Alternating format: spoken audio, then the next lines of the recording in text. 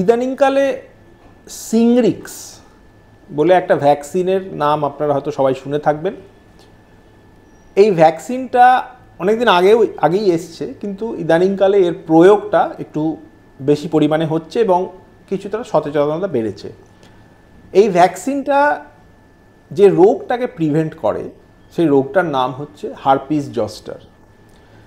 যাদের ক্ষেত্রে এই হারপিস হয়েছে, এই হারপিস জস্টারটা হয়েছে, তারা জেনে থাকবেন যে রোগটা কী পরিমাণে পেনফুল এবং বডির একটা দিকে হয় এবং একটা পার্টিকুলার নার্ভ ধরে এই রোগটা হয়। ফোস্কার মতো করে ওই এক লাইন ধরে একটা অনেক কটা ফোস্কা তৈরি হয় এবং তার আগে থেকে একটা প্রচণ্ড ওই পার্টিকুলার নার্ভ ধরে ব্যথা হয়। সেটা আপনার চেস্টে হতে পারে, সেটা আপনার পেটে হতে পারে, পায়ে হতে পারে, অথবা মুখে হতে পারে। তো এই যে হারপিস জস্টারটা, এটা কি কোথা থেকে এলো?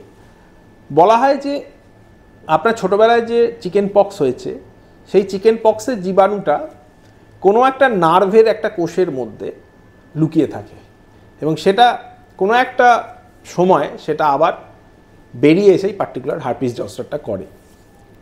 তাহলে সিংরিক্স ভ্যাকসিনটা কেন আমরা ভাবছি, তার কারণ হচ্ছে এই হারপিস জস্টারের পেন, এটা একটা খুব সাংঘাতিক ব্যথা এবং দেখা যাচ্ছে যাদের ডায়াবেটিস আছে, যাদের কিডনি প্রবলেম আছে, যাদের হার্টের সমস্যা আছে, তাদের ক্ষেত্রে এই রোগটা অত্যন্ত কাবু করে ফেলে এবং এই রোগটাতে শুধুমাত্র এখানেই থেমে যাচ্ছে না, চোখে এফেক্ট হওয়ার চান্স থাকে।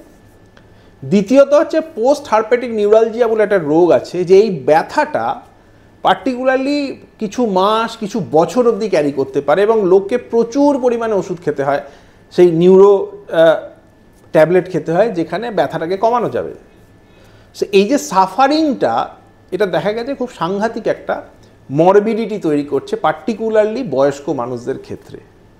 সেই জন্যই সিংরিক্সটাকে আনা হয়েছে এবং ভারত সরকারের দ্বারা সিংরিক্স কিন্তু স্বীকৃত। এই পার্টিকুলারলি দেখা গেছে 50 বছরের ওপরে এই সিংরিক্সটাকে দেওয়ার জন্য আমরা রেকমেন্ড করছি।